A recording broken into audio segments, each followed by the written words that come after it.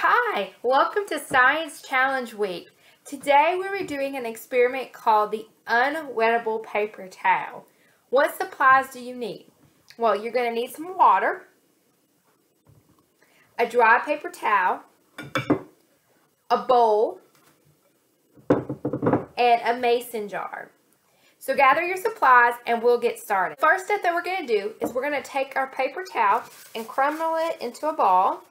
And we're going to place it inside our mason jar. We're going to take our water, pour it into our bowl.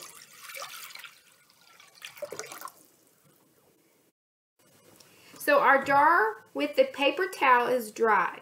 So we want to make sure our paper towel, you may need to get a bigger clump of a paper towel and crumble it nice and big so it's not going to go anywhere. As you can see, I turn it upside down and it's not going to fall out. Now we are going to submerge our mason jar into our water with the goal the paper towel still staying dry. So let's submerge. So we submerge it in our water. Now I'm going to leave it there just to test my theory a little bit. The goal is for us to carefully pick it up with the paper towel still staying dry.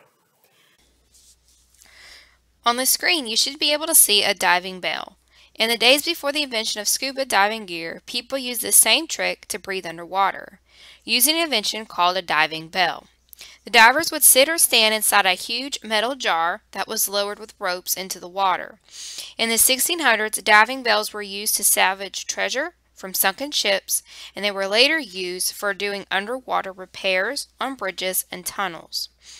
Edmund Halley, the scientist who discovered Halley's Comet, built one in 1691 and tested it in the River Thames.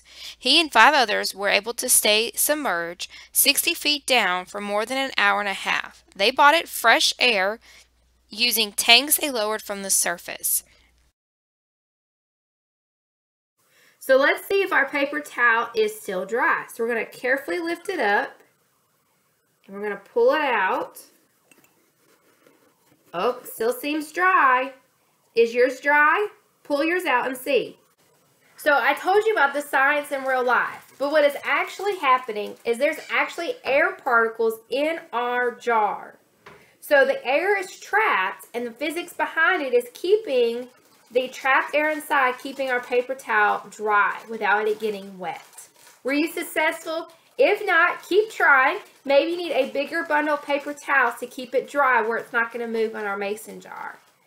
So good luck and have fun trying out your underwater bell and some physics in keeping your paper towel dry.